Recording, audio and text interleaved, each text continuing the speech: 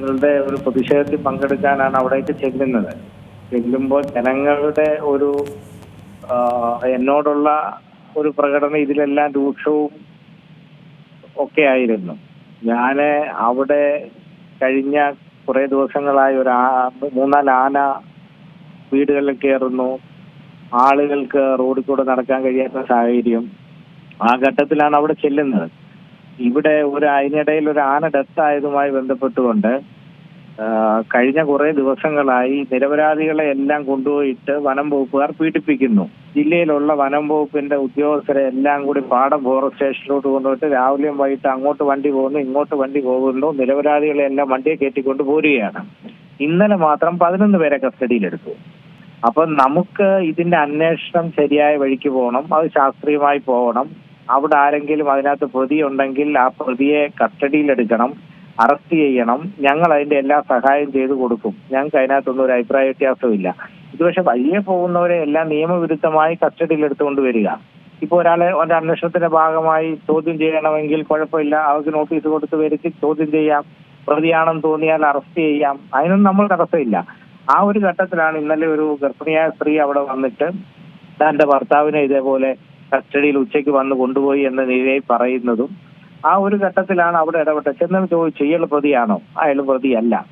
അയാൾക്ക് ഇതിനകത്ത് എന്തെങ്കിലും റോളുണ്ടോ? അയാൾക്ക് റോളില്ല, പക്ഷെ ഇയാളിൽ നിന്ന് എന്തെങ്കിലും വിവരം കിട്ടുമെന്ന് അറിയാൻ കൊണ്ടുവന്നാണ്. ഓക്കെ, കൊണ്ടുവന്നാണെങ്കിൽ അതിന് നിയമപരമായ മാർഗങ്ങളുണ്ട്. ആ മാർഗങ്ങളൊന്നും അവർ സ്വീകരിച്ചിട്ടില്ല. ഞാൻ ഡിവൈഎസ്പിയും ജനപ്രതിനിധികളും എല്ലാവരുമായിട്ടാണ് പോയത്. അപ്പോ ആ ഘട്ടത്തിലുണ്ടായ ഒരു വികാര പ്രകടനമാണ് അവിടെ ഉണ്ടായിട്ടുള്ളത്. താങ്കൾ പറഞ്ഞത് ശരിയാണ്. ഒരു കാട്ടാന ആക്രമണമൊക്കെ ഉണ്ടാകുമ്പോൾ സ്വാഭാവികമായിട്ടുള്ള ഒരു പ്രതിഷേധമൊക്കെ അവിടെ ഉണ്ടാകുന്നുണ്ട്, അത് നമ്മൾ കാണുന്നുമുണ്ട്. ഈ വനം വകുപ്പ് കസ്റ്റഡിയിലെടുത്ത് ചോദ്യം ചെയ്യുകയായിരുന്നു എന്നാണ് ഞാൻ മനസ്സിലാക്കുന്നത്. അത് മണ്ണുമാന്തി യന്ത്രത്തിന്റെ ഒരു ഡ്രൈവർ. ഇതുമായി ബന്ധപ്പെട്ടിട്ടാണല്ലോ താങ്കൾ ഇപ്പോൾ അവിടെ പോയി ഒരു ക്ഷുഭിതനായത്. പക്ഷെ ഒരു കാര്യം ചോദിക്കട്ടെ, താങ്കൾ ഒരു ജനപ്രതിനിധിയാണല്ലോ. അപ്പോൾ അത്തരത്തിൽ ഒരു വനം മന്ത്രിയെ നേരിട്ട് വിളിക്കുകയോ അത്തരത്തിലുള്ള കാര്യങ്ങളിലേക്ക് കൂടി നീങ്ങായിരുന്നില്ലേ? അല്ല, അവിടെ ഉണ്ടായ സംഭവം എന്ന് പറഞ്ഞാല് ഒരു ഗർഭിണിയായ സ്ത്രീ അയാളുടെ ഭർത്താവിനെ അവരുടെ മുമ്പിൽ നിന്ന് 2 മണിക്ക് കൊണ്ടുപോയതാണ്. അവിടെ നിയമപരമായിട്ട് അവർ കസ്റ്റഡിയിലെടുത്ത് ചോദ്യം ചെയ്തോട്ടെ. അവർ നിയമപരമായി കസ്റ്റഡിയിലെടുത്ത് ചോദ്യം ചെയ്യുന്നതിന് നമുക്ക് എതിർപ്പില്ല. പക്ഷെ അവർ നിയമവിരുദ്ധമായ സമീപനം സ്വീകരിച്ചു. അവർക്കൊരു അന്വേഷണത്തിന്റെ ഭാഗമായി പ്രതികളെ കസ്റ്റഡിയിലെടുക്കുക, അറസ്റ്റ് ചെയ്യുക ഒക്കെ ചെയ്യാം. ഇനി ആരെങ്കിലും അന്വേഷണത്തിന്റെ ഭാഗമായി ആരെങ്കിലും വിവരങ്ങൾ ലഭിക്കണമെങ്കിൽ നോട്ടീസ് കൊടുത്ത് അവർക്ക് ആ വിവരങ്ങൾ അന്വേഷിക്കാം. അതിനൊന്നും ഞങ്ങൾ തടസ്സമല്ല. പക്ഷെ നിയമവിരുദ്ധമായി വനംവകുപ്പ് ഉദ്യോഗസ്ഥരാണെങ്കിലും നിയമവിരുദ്ധമായി പ്രവർത്തിക്കാൻ കഴിയില്ലല്ലോ. ആ ഘട്ടത്തിലാണ് നിയമവിരുദ്ധമായി ഒരാളെ തടങ്കലിൽ വെച്ചിരിക്കുന്നു. അതിലാണ് പോലീസിനെ ഉപയോഗിച്ചുകൊണ്ടാണ് പോയി ഇടപെട്ടിട്ടുള്ളത്. പോലീസിന്റെ സാന്നിധ്യത്തിലാണ് ഡിവൈഎസ്പി ഉൾപ്പെടെയുള്ള ഉയർന്ന പോലീസ് ഉദ്യോഗസ്ഥരുടെ സാന്നിധ്യത്തിലാണ് പോയി ഇടപെട്ടിട്ടുള്ളത്. അപ്പോൾ താങ്കളുടെ ഈ ഒരു പോർഷൻ മാത്രമേ നമുക്ക് പുറത്തു വന്നിട്ടുള്ളൂ, അത് മാത്രമാണ് നമ്മൾ കാണുന്നതും. അതിന് മുൻപ് അവിടെ എന്താണ് സംഭവിച്ചത്? ഈ ഉദ്യോഗസ്ഥരപ്പോൾ എന്താ ഇതുമായി ബന്ധപ്പെട്ട് പറയുന്നത്? ഇത്തരത്തിൽ ഇവർക്കൊന്നും ഈ ആന ചെരിഞ്ഞതുമായി ബന്ധപ്പെട്ട് അല്ലെങ്കിൽ എങ്ങനെയാണ് ആന ചെരിഞ്ഞതെന്നുള്ളതിന്റെ അന്വേഷണമൊക്കെ അവിടെ തുടരുന്നുണ്ട് എന്നാണ് ഞാൻ മനസ്സിലാക്കുന്നത്.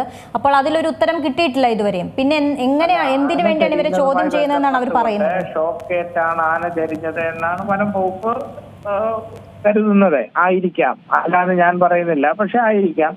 ആണെങ്കിൽ അതിന്റെ പ്രതികളെ കണ്ടെത്താൻ എന്തെല്ലാം ശാസ്ത്രീയ മാർഗങ്ങളുണ്ട്, അതെല്ലാം നമുക്ക് കണ്ടെത്താമല്ലോ. വഴിയെ പോകുന്നവരെ എല്ലാം പോയി ഫോറസ്റ്റ് വണ്ടിയെ കൊണ്ടുവന്ന് പീഡിപ്പിക്കുക എന്ന് പറഞ്ഞാൽ ഇന്നലെ മാത്രം 11 പേർ, ഒറ്റ ദിവസത്തെ കണക്കാണ് ഞാൻ പറയുന്നത്, 11 പേരെ കസ്റ്റഡിയിലെടുത്തു. അപ്പൊ അത് നമുക്കും അവിടെ ആ മലയോര മേഖലയിലെ ആളുകൾക്ക് ജീവിക്കണ്ടേ? അവർക്കും ഇല്ലേ അവകാശങ്ങളും പൗര സ്വാതന്ത്ര്യവും ഒക്കെ. അപ്പോ എന്തെങ്കിലും അവിടെ വനം വകുപ്പ് ഇപ്പൊ വന്യജീവികളുടെ ശല്യം വലുതായി നിൽക്കുന്നു, അതിന് പരിഹാരം ഉണ്ടാവണം. അതാണ് അവരുടെ വലിയ ജനങ്ങളുടെ ആവശ്യം. ആ ഘട്ടത്തിൽ ഈ വനം വകുപ്പുകാരും കൂടെ പീഡിപ്പിക്കാൻ തുടങ്ങിയാലോ ജനങ്ങൾക്ക് പൊറുതിമുട്ടില്ലേ?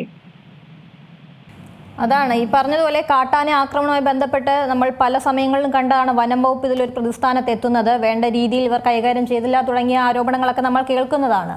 അതിൻ്റെ ഇടയിലാണ് ഇപ്പോൾ ഈ 11 പേരെ താങ്കൾ പറഞ്ഞല്ലോ, ഇന്നലെ ഒരു ദിവസം കൊണ്ട് 11 പേരെയാണ് ചോദ്യം ചെയ്യാൻ വിളിപ്പിച്ചത് എന്നുള്ളത്. ഇവരെ പിന്നീട് വിട്ടയക്കുന്നുണ്ടായിരുന്നില്ലേ?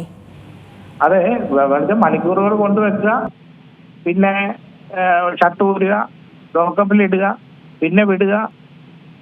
അതൊക്കെയാണോ നിയമപരമായ മാർഗങ്ങൾ? അതിനെല്ലാം നിയമപരമായ മാർഗങ്ങളില്ലേ? ആ മാർഗങ്ങൾ സ്വീകരിക്കട്ടെ. അതല്ലാതെ വനം വകുപ്പെന്നും പറഞ്ഞ് ചില ആളുകൾ ഇറങ്ങി ഗുണ്ടാ പ്രവർത്തനം നടത്തിയാൽ ജനങ്ങളും ആ നിലയിൽ തന്നെ പ്രതികരിക്കും. ഈ വീഡിയോയിൽ ഇപ്പോൾ കത്തിക്കും എന്നൊക്കെ തുടങ്ങിയ കാര്യങ്ങളൊക്കെ താങ്കൾ അതിനകത്ത് പറയുന്നുണ്ട്. അതിലൊക്കെ എന്റെ പദപ്രയോഗങ്ങൾ ആക്ഷോഭത്തിലുണ്ടായ പദപ്രയോഗങ്ങളാണ്. നിങ്ങൾ ആ പദപ്രയോഗങ്ങളെ അങ്ങനെ വ്യാഖ്യാനിക്കപ്പെടേണ്ടതില്ല. അതൊക്കെ ആക്ഷോഭത്തിലുണ്ടായ പദപ്രയോഗങ്ങളാണ്. അത് ഇപ്പോ അവിടെ ഉണ്ടായ ആളുകളുടെ ഒരു വികാരം ആ നിലയിൽ അത് ഉണ്ടായിട്ടുള്ളത്. ഇപ്പോ ഈ ധാരാളം തീവ്രവാദ സംഘടനകൾ അതിനകത്ത് കയറുകയല്ലേ, മലയോര മേഖലയിലെല്ലാം കയറി തീവ്രവാദ സ്വഭാവത്തിൽ പ്രവർത്തിക്കുക. അവർക്കൊക്കെ പ്രചോദനമാകുന്ന എന്താ? ഇത്തരം ഉദ്യോഗസ്ഥരുടെ സമീപനങ്ങളാണ്.